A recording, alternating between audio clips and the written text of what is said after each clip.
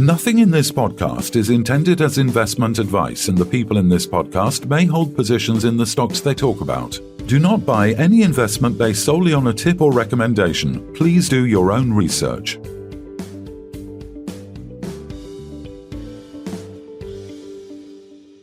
Hello and welcome to the Midweek Takeaway. Today we're joined by Oliver Friesen, CEO of Golden Metal Resources. Welcome back, Oliver. How's things?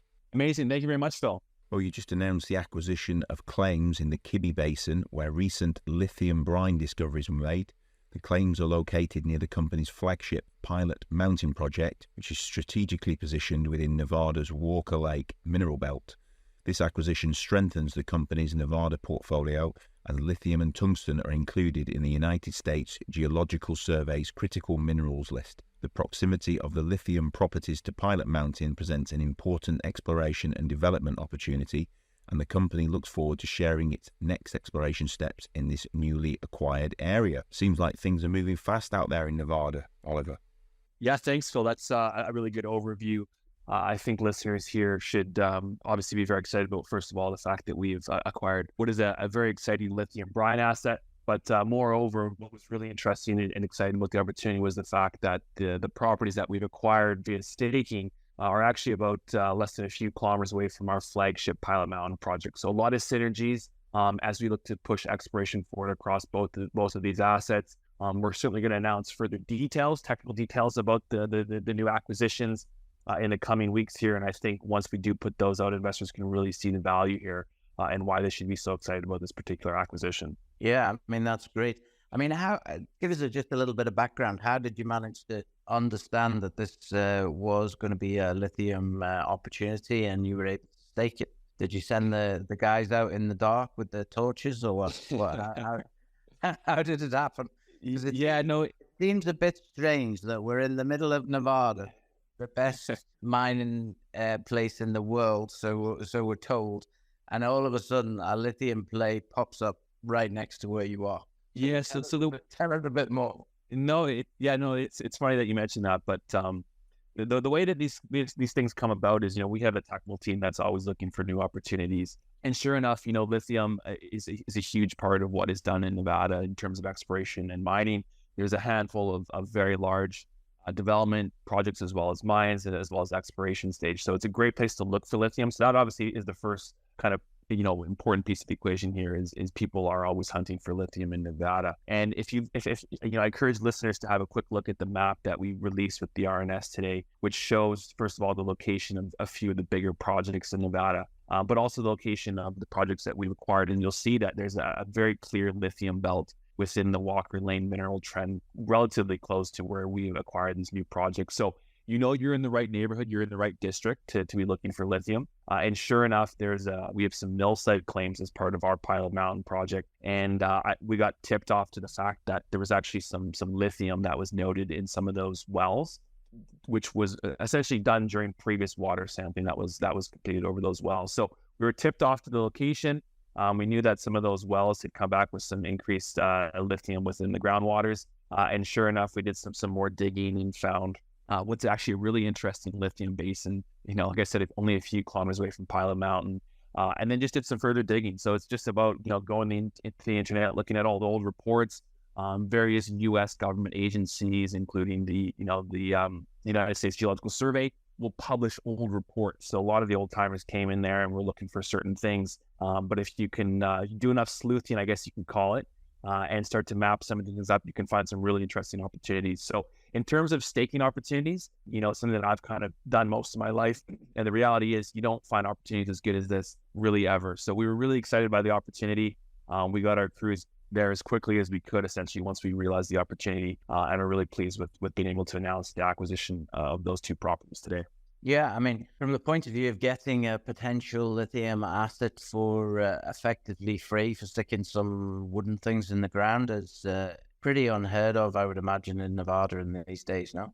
So the interesting thing about Nevada and U.S. in general is the fact that all data is actually proprietary. Now, I'm kind of getting in the weeds a little bit here, but in Canada, all exploration data is publicly available. So anyone with a computer can essentially go and look at any piece of data that's ever been collected within the entire country. So that leads to a lot of competition when it comes to staking. The US is different because every piece of data is proprietary, except for certain reports that the government can get their hands on. So it's really about doing your own sleuthing. It's about finding old companies that publish press releases. It's about having good connections, which we certainly do. So there's certain people that I can call on, and then we can call on in Nevada and say, hey, do you have any old bankers boxes covering exploration in this part of Nevada? So it's a lot more challenging in Nevada and the US in general, just because of how the data is managed. However, there's massive opportunities in the US to do things like this if you know the right people and can get your hands on the right data, which is exactly what happened here. So, the average person can't just pull up a computer and find some of the data that we had when we acquired these properties. So, and on top of that, you should go and physically stake the ground, right? Whereas in Canada, once again, you can do everything from your computer. So in Canada, it's the opportunities are they're a lot less, or they're harder to come by.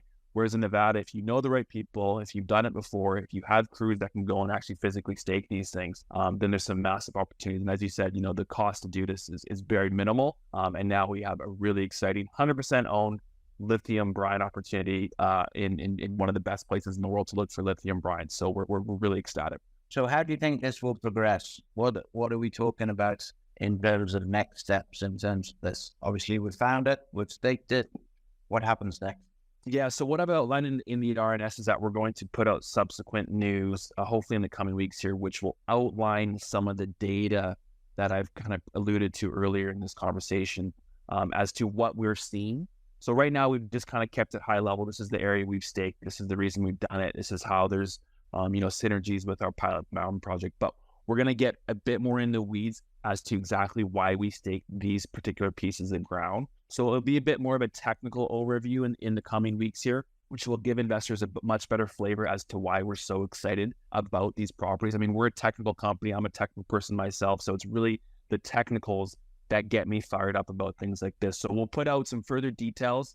Right now, we got to keep some of those data sets a bit close to the chest for certain commercial reasons, mainly just because, as I mentioned, data sets are proprietary in the US. So there's ways that we need to disseminate this news out. But you'll see further details as to why we stake these properties. And then included in that will be what are the next steps and how can we push these projects forward in tandem with our Pilot Mountain project, which is, I should note, the largest undeveloped tungsten deposit in the US. So pretty fantastic 1-2 punch here with the Kibby Properties, as well as our Pilot Mountain project, pretty much in the same part of the basin here. Yeah, Pilot Mountain is obviously the number one plan here in GMET, and the scenario is obviously, hopefully, that's going to be funded by the US government in terms of some grants and stuff like that, because it's so important, the tungsten.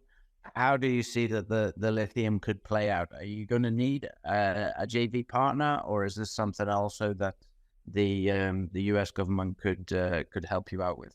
Yeah, that's an interesting question there. So as we've discussed previously with your podcast, is yes, we're looking to obviously secure grants to help us push forward Pilot Mountain. Now, lithium is considered a critical mineral according to the USGS, as well as a few other governing bodies. So there's certainly companies with lithium properties that are pushing for the grant applications as well.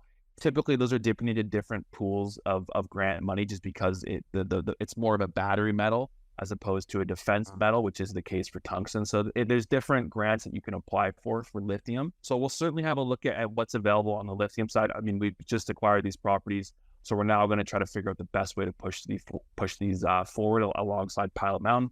We have the IPO funds as well that we can look to deploy ourselves. So we're not going to kind of sit in the sidelines and wait for the government to come fund us. We're going to be pushing forward both of these properties in the meantime with the funds that we have in the bank. So the prospect of non-dilutive funding is obviously a really interesting one. So that's a very important and core part of our business. But, we're pushing exploration forward as well with the money in our bank account. So, and we'll certainly be putting out further news releases in the coming weeks here as to what we're going to be doing on both of these properties with the funds that we have currently.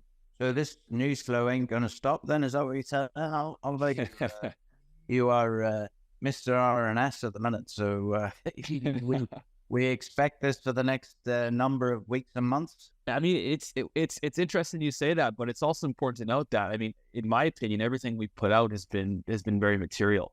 We're not just putting out news for the sake of putting out news. So I mean, everything that investors have seen from us over the 6-7 weeks since we've IPO'd, I would argue are very material and important news releases for the various projects in our portfolio. So yeah, they won't stop, and we're going to look to continue to push the narrative forward. The market's, it's the summer, so it can be a bit quiet here, but it's not going to stop us from banging the drum here, adding value across the portfolio. And I think the investment community will certainly start to take notice here as we continue to push our narrative and add value. Yeah, no, I said to you, I think on the podcast that we did on Sunday, that I think two of the RNSs you did last week were major shifts for the company. I mean, seriously major shifts for the company, and yet didn't really move the share price very much. So yeah, we're in a strange market, but I think things will start to move over the next period of time. And it's almost like you need that extra drop of water before everything starts to overflow and people start to realize and catch up, I think, with what's actually going on. So yeah, keep up the good work. It's quite obvious that you're working hard to make sure this is a major success, and good luck.